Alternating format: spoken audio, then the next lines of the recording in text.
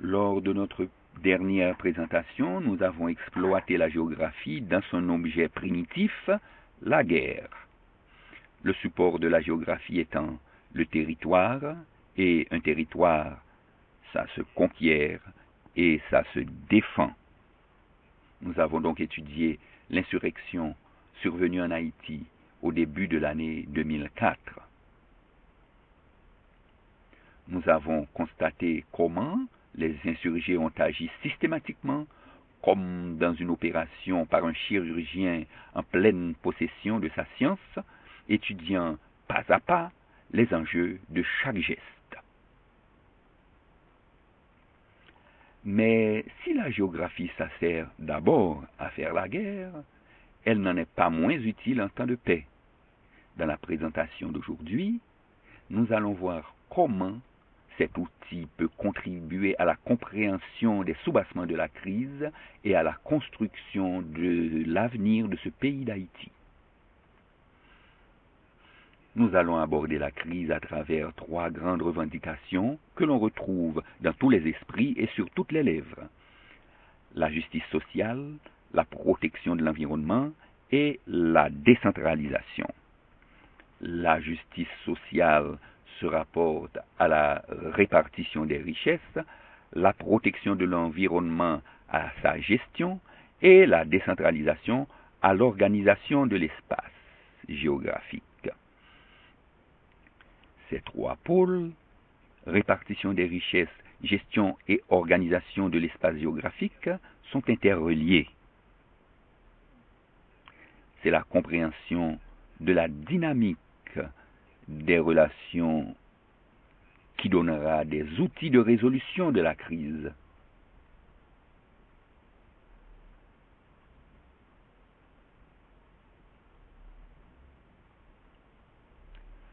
Nous allons présenter la crise comme résultant de cercle vicieux, l'organisation de l'espace tel qu'elle est actuellement conduisant à un drainage des richesses et à une répartition inéquitable de ces richesses, cette répartition entraînant une mauvaise gestion de l'environnement et sa dégradation, et la dégradation de l'environnement conduisant à une accélération de la bidonvillisation, à une concentration des ressources à Port-au-Prince et dans une moindre mesure dans les villes de province.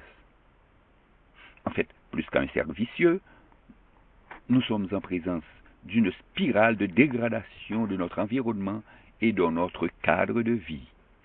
L'alternative d'organisation de l'espace est la centralisation démocratique qui permet une meilleure répartition des richesses.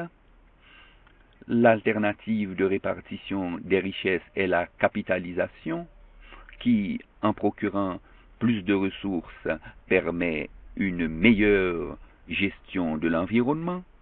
L'alternative de gestion de l'environnement est la gestion participative qui constitue un support pour une meilleure organisation de l'espace. Partons de la dégradation de l'environnement. Le constat est le suivant. 37 millions de tonnes métriques de terres arables sont perdues chaque année. La couverture forestière est de l'ordre de 1%, alors qu'elle était de 60% en 1923. 25% seulement des déchets produits sont collectés. On constate une pollution fécale prononcée de 82% des sources d'eau soi-disant potables de Port-au-Prince. 52 espèces animales sont menacées d'extinction. Force est de constater que nous assistons à un problème majeur de gestion de l'environnement qui conduit à sa dégradation trépidante.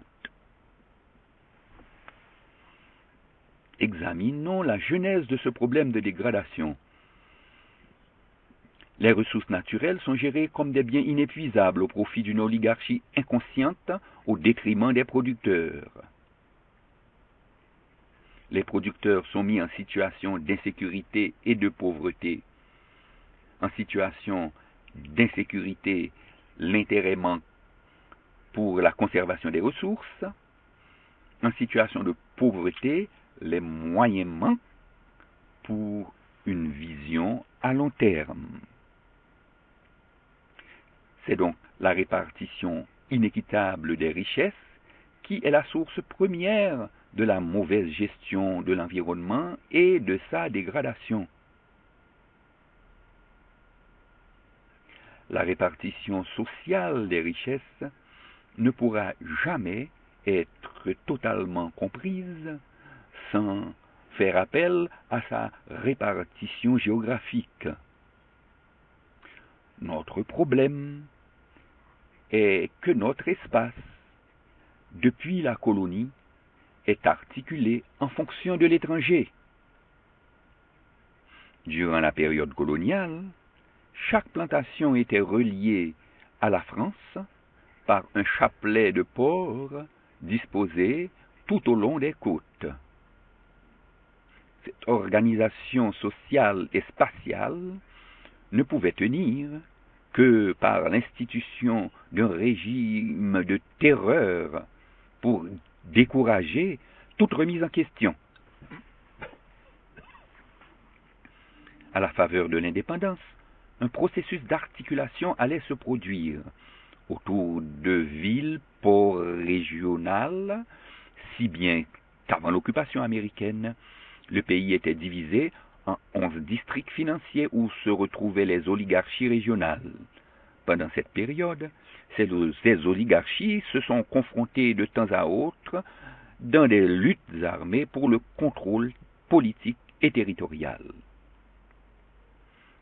À leur arrivée en 1915, les occupants américains se sont efforcés de désarticuler les oligarchies régionales et l'espace régional. Ceci pour concentrer les surplus à Port-au-Prince de façon à y exercer un contrôle plus efficace pour mieux en profiter. Cette centralisation forcée, rapide et drastique, devait être supportée par une terreur qu'illustre entre autres l'humiliante exposition de la dépouille de Charles Maille Peralta. Ce processus de centralisation allait naturellement se poursuivre jusqu'à la fin du XXe siècle. Du morcellement à la centralisation, nous avons assisté à un véritable pillage des ressources organisé par la structure urbaine. La centralisation, dépassée par l'effondrement de sa capacité à drainer les surplus des arrière-pays dévastés, passe le relais à une nouvelle structure spatiale que l'on a dénommée métropolisation.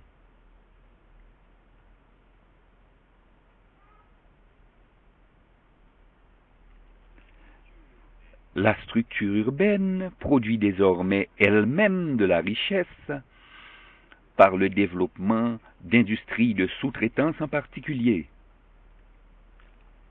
La tendance est aussi à l'encouragement de l'agriculture d'exportation et à la mise en place de zones franches complètement déconnectées du reste du pays. On assiste ainsi à une fausse décentralisation qui s'apparente plutôt à une sorte de morcellement moderne. Mais les contextes politiques, sociaux, économiques, démographiques et sociaux produisent un mélange explosif qui ne peut être contenu que par une chimérisation ou une répression militaire qui ne sont que deux options d'une même gageure. En conclusion, malgré l'indépendance, nous observons au pays une structure spatiale excentrée, c'est-à-dire dont le but est de servir les intérêts lointains, une structure qui draine les richesses vers l'étranger, de surplus qui reste est accaparé par une oligarchie tachée d'un certain parasitisme, oligarchie qui ne se soucie pas d'investir dans la protection de l'environnement.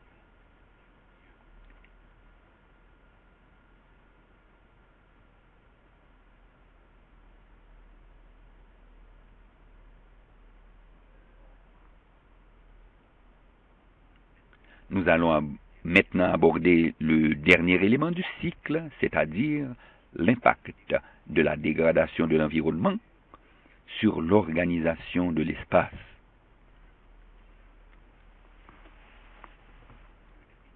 Lorsque le drainage des richesses provoque la dégradation de l'environnement, la capacité du milieu rural de supporter sa population diminue, d'autant plus que la pression démographique augmente. L'immigration urbaine devient dès lors une solution facile et le poids des bidonvilles augmente dans la population totale. L'agglomération urbaine de Port-au-Prince regroupe quant à elle, maintenant, plus d'un tiers de la population totale du pays. Surtout lorsqu'il s'agit d'un régime présidentiel fort, les urbains, et particulièrement les habitants des bidonvilles, deviennent la force politique la plus dangereuse pour la perpétuation du pouvoir. La concentration de la population urbaine et sa proximité des lieux d'exercice du pouvoir vont encourager encore plus la concentration des richesses et la boucle est bouclée.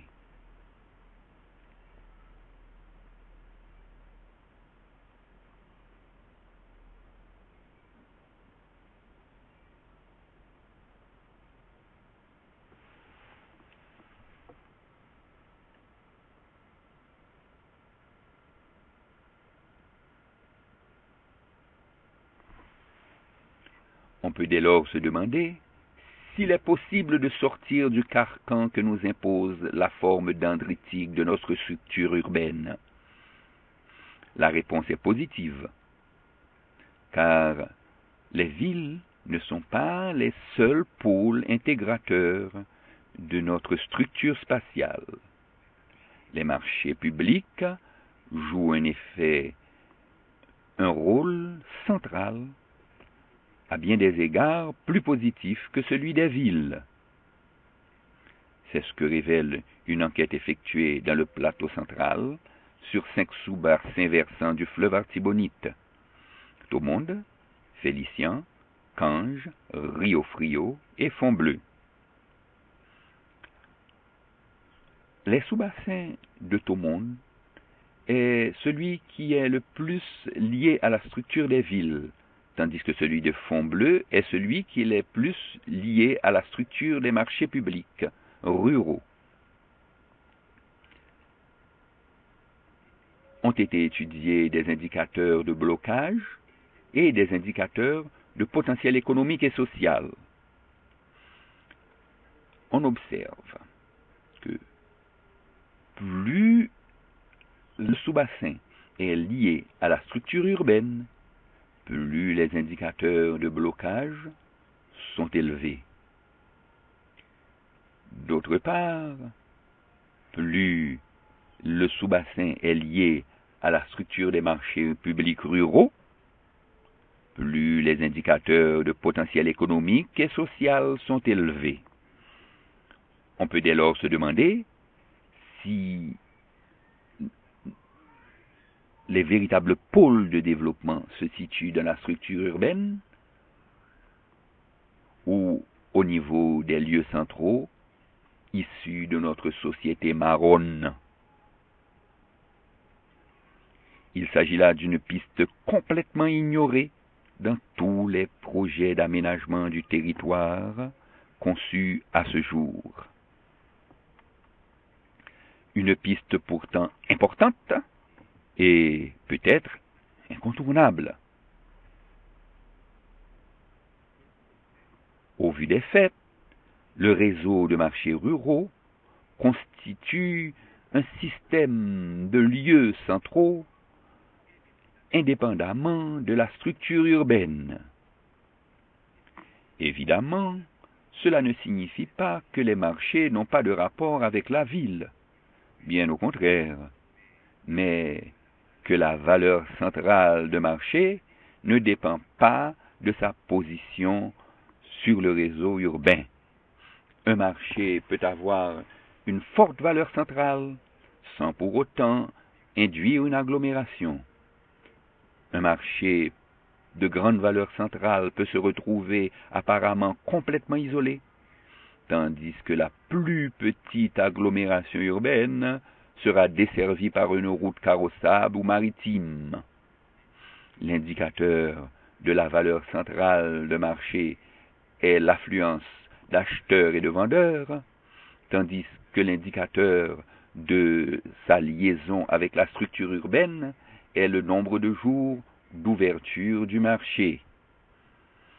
Contrairement à ce que avaient pris pour acquis les spécialistes, ces deux indicateurs ne sont pas statistiquement reliés. Bon nombre de marchés de grande importance ne sont pas ouverts plus de 3 jours par semaine.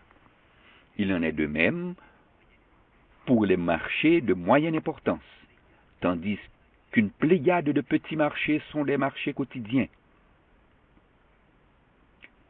Un bon plan d'aménagement du territoire devrait dès lors non seulement dépasser le cadre de la structure urbaine, mais aussi considérer chaque lieu pour, par exemple, un investissement public en fonction de sa position dans l'architecture des lieux centraux.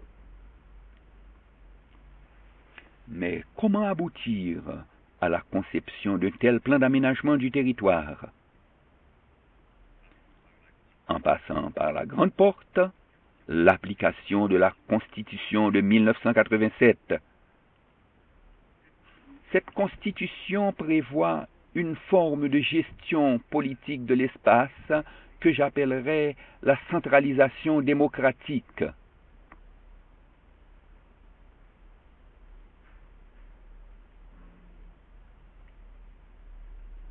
La plus petite collectivité territoriale prévue par la Constitution est la section communale, dirigée par un conseil d'administration de section communale, supporté par une assemblée de sections communales. Les sections communales sont regroupées pour former des communes, qui sont les premières collectivités territoriales autonomes. C'est dire que la section communale est sous la responsabilité de la commune. La commune est dirigée par un conseil municipal de 3 membres élus au suffrage universel, assistés et contrôlés par une assemblée municipale composée essentiellement de représentants de chacune des sections communales. Des regroupements de communes forment les départements dont la fonction n'est pas très bien définie par la Constitution, mais qui sont autonomes. Le département est dirigé par un conseil départemental, assisté encore une fois par une assemblée départementale. Au niveau le plus élevé, on retrouve un conseil interdépartemental formé d'un représentant de chaque assemblée départementale. Voilà constituée la structure de la gestion politique du territoire de la section communale à l'ensemble du pays. La section communale constitue la fondation de l'édifice qui supporte la commune. Le département constitue le 2e niveau et le pays le 3e niveau. À chacun des 3 principaux niveaux, les instances dirigeantes sont composées de délégués issus des niveaux inférieurs. Voilà la centralisation démocratique construite de bas en haut.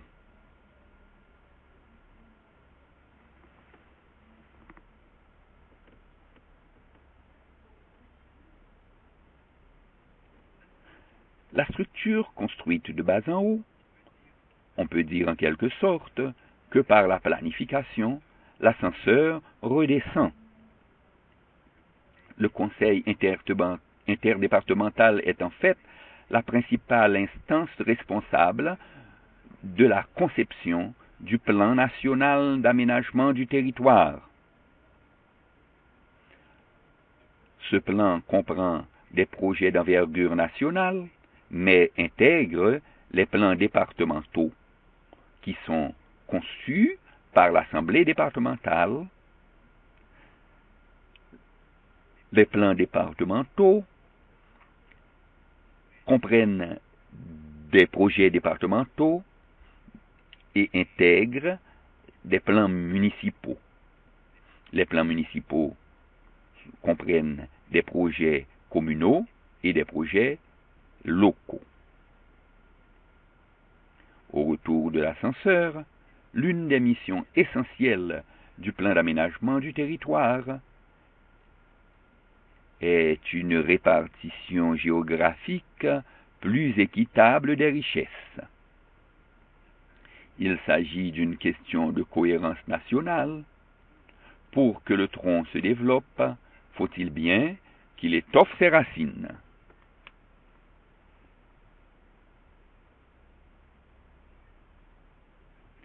Le résultat de la centralisation démocratique est une meilleure répartition des richesses, non pas en pénalisant quelle quantité sociale ou spatiale qu'elle soit. Le principe est qu'on ne fait pas d'argent avec les pauvres. Une des politiques à adopter est de ne pas considérer uniquement la structure urbaine dans le choix d'implantation des infrastructures publiques. Une autre politique est de ne pas agresser l'économie informelle, mais de permettre sa formalisation progressive en encourageant par exemple son financement par le système bancaire et en accommodant ses relations avec le grand commerce.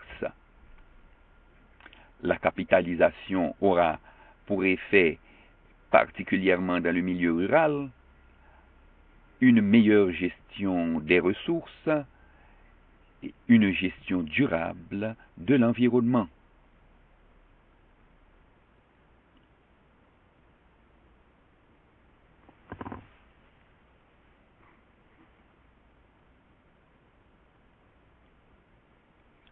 Jusqu'à présent, nous avons examiné l'échelle macro où un changement de cap est impératif.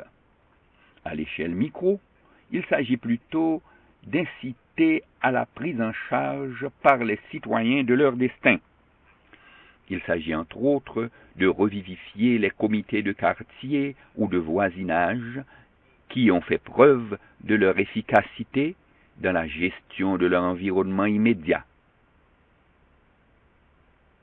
La tendance devrait être de donner un cadre pour la prise en charge par les usagers des services de base et des services communautaires. De même, la démarche de formalisation des agents économiques ne devrait pas aboutir à leur disparition, mais à leur organisation, particulièrement par la forme coopérative, comme le veut la Constitution.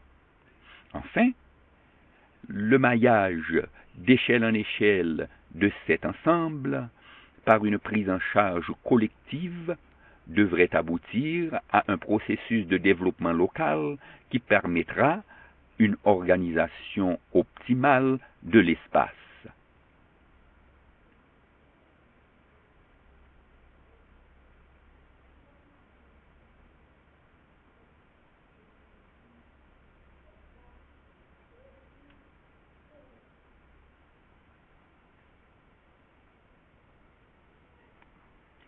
Les villes, sans cœur, n'avaient fait qu'exploiter sans étoffer leurs racines.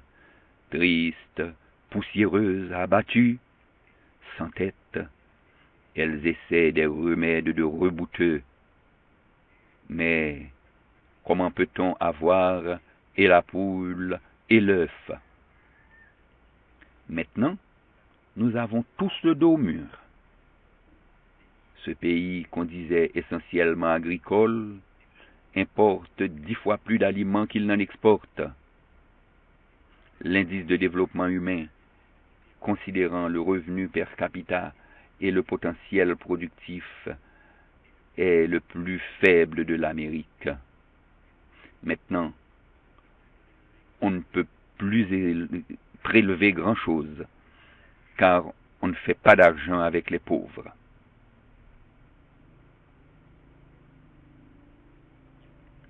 Il nous faut un nouveau contrat social. C'est une question de survie. Le leitmotiv est la réduction des inégalités et l'harmonie des relations sur les axes province-capitale, rural-urbain, homme-femme, micro- et petite entreprise, moyenne et grande entreprise, État, société civile. Il n'est plus possible de perpétuer les relations parasitaires ou de rapine, où l'un gagne et l'autre perd. Tous perdront. Seules les relations gagnant-gagnant sont durables. Le rural procure à l'urbain sécurité alimentaire, marché intérieur et bénéfices commerciaux. L'urbain procure au rural marché intérieur, pôle de services, capitaux.